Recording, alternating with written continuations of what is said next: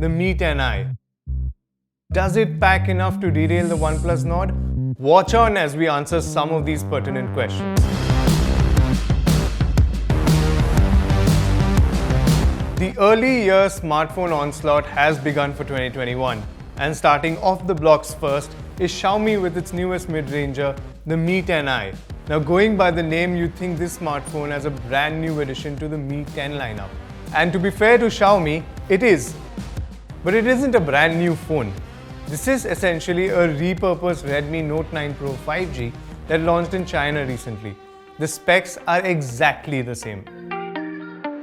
But nomenclature marketing aside, the Mi 10i packs a serious punch in the specs department. But does it pack enough to derail the OnePlus Nord or the Samsung Galaxy M51? Well, watch on as we answer some of these pertinent questions. But before we jump right in, make sure you're subscribed and hit that bell icon so you don't miss any of our tech videos through the year. This is your host Shomik, and let's get started. The Mi 10i in Pacific Sunrise is certainly a unique color combination, with its half blue, half peach standing out. This might not be everyone's personal favorite in terms of color, but it certainly appealed to a bunch of people I showed the phone off to. But boy is this phone big!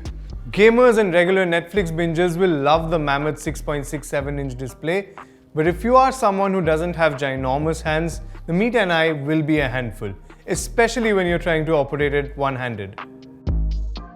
And to add to that, this boy also weighs a solid 215 grams because of the glass sandwich design that we have here. So if you're out to pick out groceries in your sweatpants, you will have to make sure your pockets are secure, because it's really easy to see the Mi 10i slide out every now and then.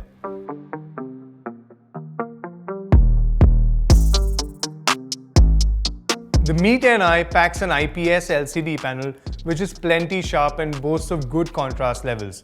But should the company have gone the AMOLED route?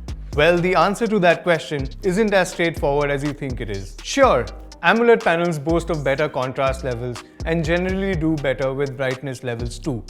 But that doesn't inherently make them better over LCD panels. IPS LCDs have better viewing angles and are more affordable for phone makers. Now, what Xiaomi's done here is that they have thrown in an adaptive 120Hz panel that dynamically switches refresh rates based on the content that you're viewing on your phone. This results in improved battery life. In comparison, both the OnePlus Nord and the Galaxy M51 pack OLED displays, but they both lose out on a 120Hz panel. So the choice is down to you. If you don't mind the slightly worse blacks, then the Mi 10i's display should be perfectly fine.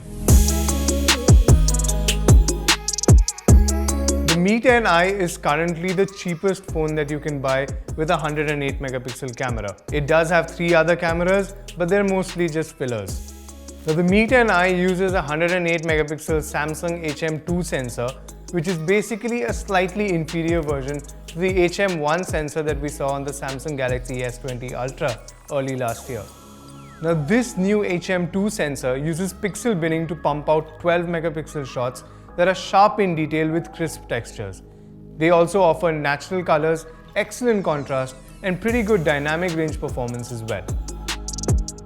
Now, if you have ample light, the algorithm doesn't do any heavy noise correction and lets the details shine, which is why you will see noise in the shadow-heavy portions of the image. Even in bright indoor lights, the color temperature, the exposure control, and the details are mostly spot on. Well, the going gets a little wonky when the algorithm tries to compensate for the small sensor size's inefficiency in low light situations. I noticed a lot of artificial over-sharpening, making images look heavily doctored, which they were.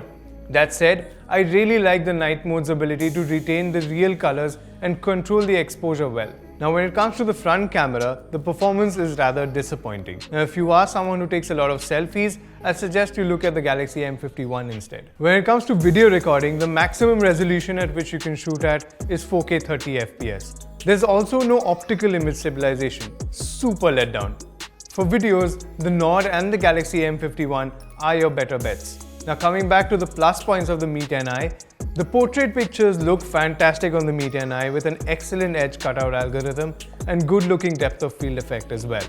The ultra wide angle pictures don't go too wide but look good nonetheless. However, macros are really average. To power all this capable hardware, the Mi 10i has a 4820 mAh battery and you get a 33-watt charger in the box. In my testing, it could charge the phone from 0 to 100 in 58 minutes.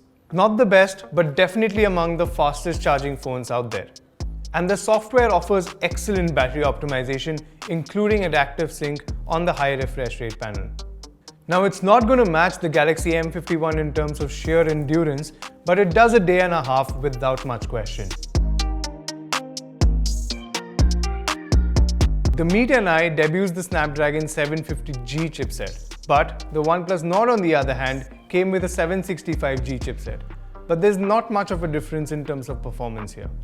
Now, Xiaomi's done a great job of matching the hardware prowess here to the software, but MIUI 12 is still definitely clunkier than previous versions. Now, I'm not sure whether it's the adaptive sync display's tuning or it's just the way the phone is optimized.